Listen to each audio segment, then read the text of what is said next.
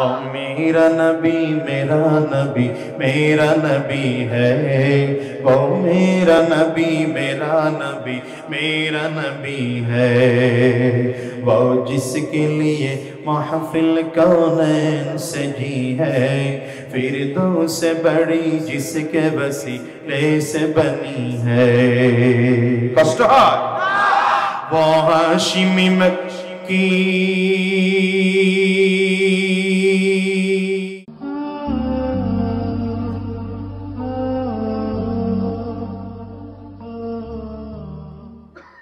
আমাদের সমাজের মধ্যে একদল লোক আছে যাদের পরিচয় তো আমার নবীর জন্য মহাব্বত আছে, মহাব্বত অনেক, কিন্তু দেখবেন মহাব্বত থাকলেও ইত্তিবা নাই। আরেক দল আছে ইত্তিবা আছে মহাব্বত নাই। ইত্তিবা মানে কি বললাম? অনুসরণ। ইত্তিবা মানে কি? কথা বলতে হবে। ইত্তিবা মানে কি? এক দলের মধ্যে ইত্তিবা আছে মহাব্বত নাই, আর এক দলের মুহাব্বত আছে কিন্তু ইত্তেবা নাই। ইত্তেবাও লাগবে, মুহাব্বতও লাগবে। ওই মুহাব্বতের দাম নাই যেই মুহাব্বতে ইত্তেবা নাই, আবার সেই ইত্তেবায়েরও দাম নাই যেই ইত্তেবায় মুহাব্বত নাই। কারণ মক্কার বড় বড় কাফিরদের ব্যাপারে আমরা দেখি, মক্কার বড় বড় কাফিরদের মধ্যেও আমার নবীর জন্য মহাব্বত কম ছিল না, মহাব্বত অনেক ছিল, কিন্তু ইত্তিবা না থাকার কারণে বেঈমান হয়ে দুনিয়ার থেকে বিদায় হয়েছে। যেমন এর মধ্যে একজন নবীজির চাচা আবু তালেব, নাম শুনছেন? কথা জোরে বলতে হবে, শুনছেন নামটা? এই আবু তালেবের পরিচয় কিন্তু আমার নবীর জন্য ভালোবাসা মোটেও কম ছিল না। কত ভালোবাসা ছিল? আবু তালেব নিজের সন্তানের চেয়ে আমার নবীকে বেশি ভালোবাসতেন। কেমন ভালোবাসতেন? আমার নবী রাহমাতুল্লিল আলামিনের বয়স যখন কিশোর হয়েছেন, নবীজির বয়স যখন কিশোর বয়সে, নবীজি লক্ষ্য করেন যে সন্ধ্যাবেলায় এক বিছানায় ঘুমাইলে সকালবেলা ঘুম থেকে উঠে দেখেন নবীজি আর এক বিছানায় শোয়া।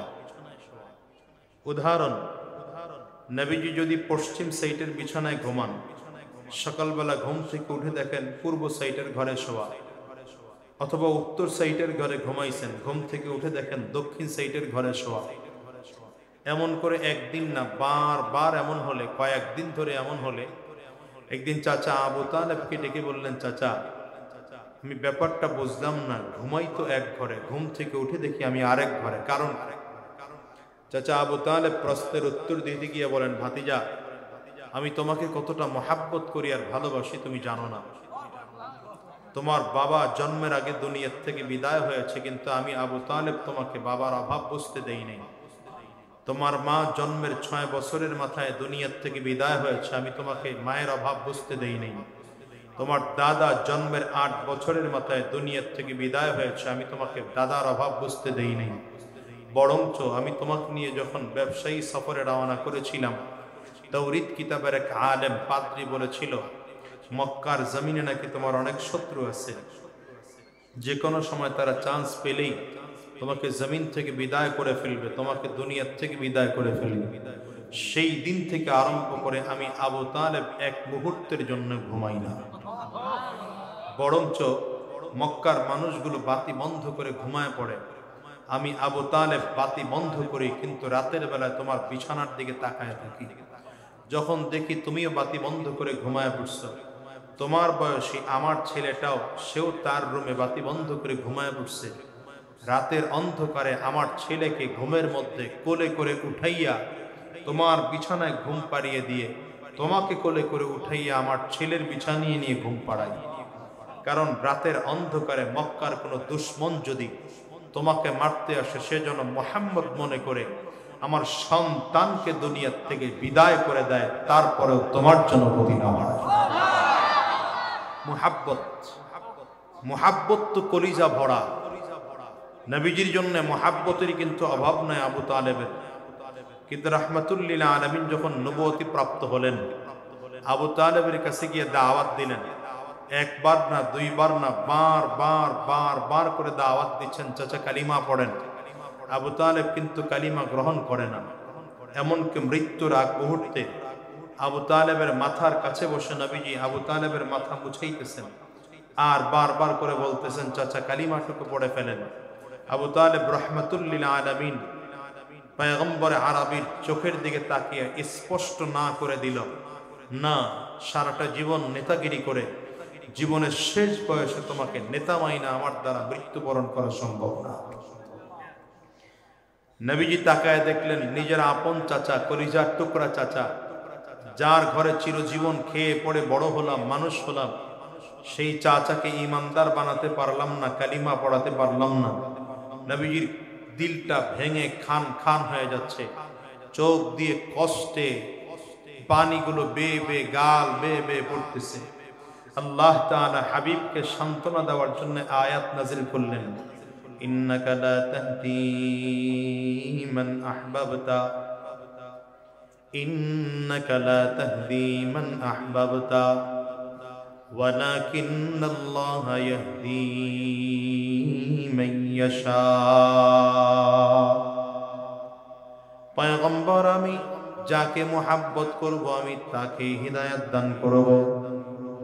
আপনি যাকে পছন্দ করবেন, মুহাব্বত করবেন, আপনি চাইলেই তাকে হিদায়াত দিতে পারবেন না, কারণ হিদায়াতের মালিক আপনি নন, হিদায়াতের মালিক আমি আল্লাহ। হিদায়াতের মালিক কে? আল্লাহ। আঙ্গুলটা উঁচা করে বলেন, ডান হাতের আঙ্গুলটা উঁচা করে বলেন কে? আপনি চাইলেই হিদায়াত দিতে পারবেন না, কারণ হিদায়াতের মালিক হলাম আমি আল্লাহ। আমি আল্লাহ যাকে চাইব তাকে আমি আল্লাহ তাআলা হিদায়াত দান করব। আমি আল্লাহ যারে চাইব না তাকে হিদায়াত দান করব না।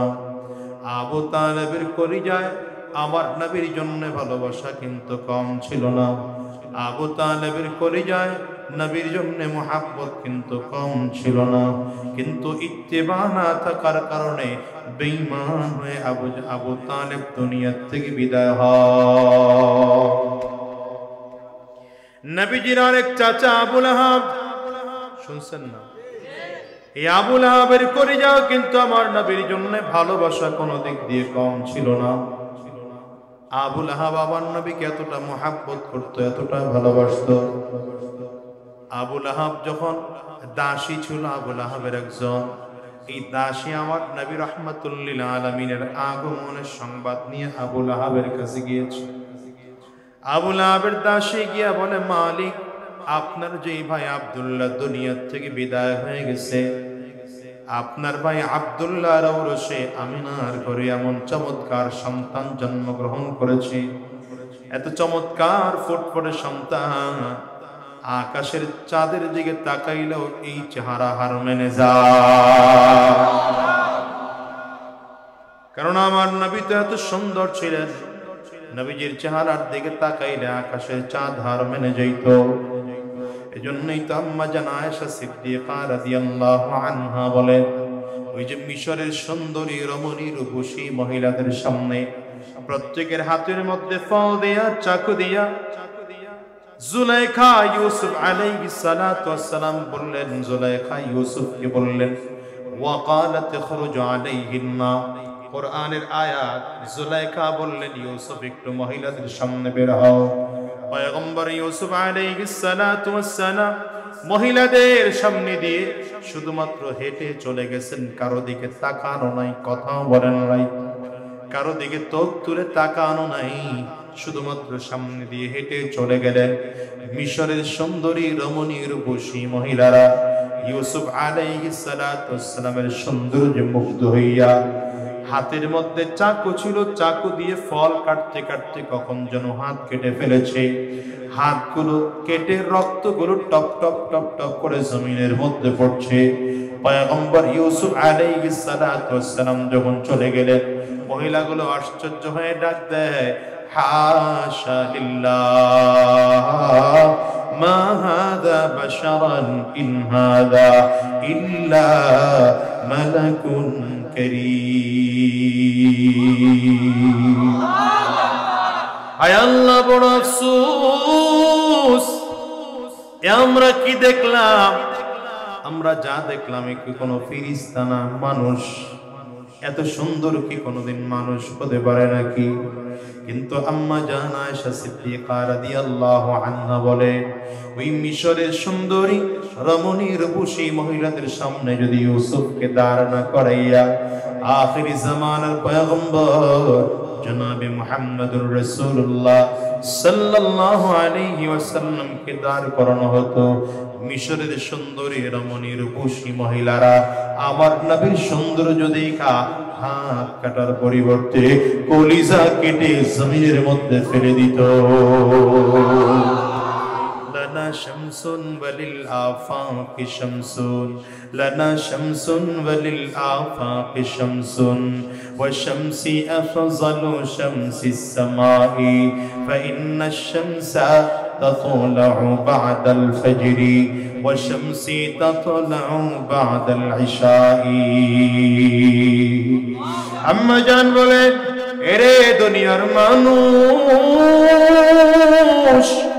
আমার আল্লাহ পৃথিবীতে দুইটা সূর্য বানাইছেন। এক সূর্য বানাই আল্লাহ তাআলা আসমানে রেখে দিয়েছেন। এই সূর্য প্রতিদিন রাতে ফজরের নামাজের পরে উদিত হয়। আরেক সূর্য বানাই আল্লাহ তাআলা আমার ঘরে পাঠাইছেন। আমার ঘরে সূর্য মুহাম্মদুর রাসূলুল্লাহ প্রতিটা দিন ঈশার নামাজের পরে উদিত হয়। আল্লাহু আকবার, জবান খুলে বলো, ओ मेरा नबी मेरा नबी है, ओ मेरा नबी मेरा नबी है, वो जिसके लिए महफिल कौनैन सजी है, फिर तो से बड़ी जिसके वसीले से बनी है। कष्ट है वो हाशिमी मक्की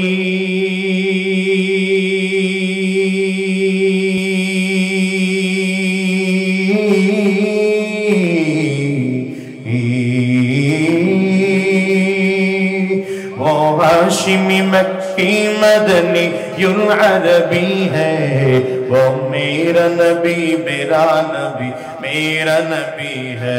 बोलो ना, वो मेरा नबी मेरा नबी है, वो मेरा नबी मेरा नबी है।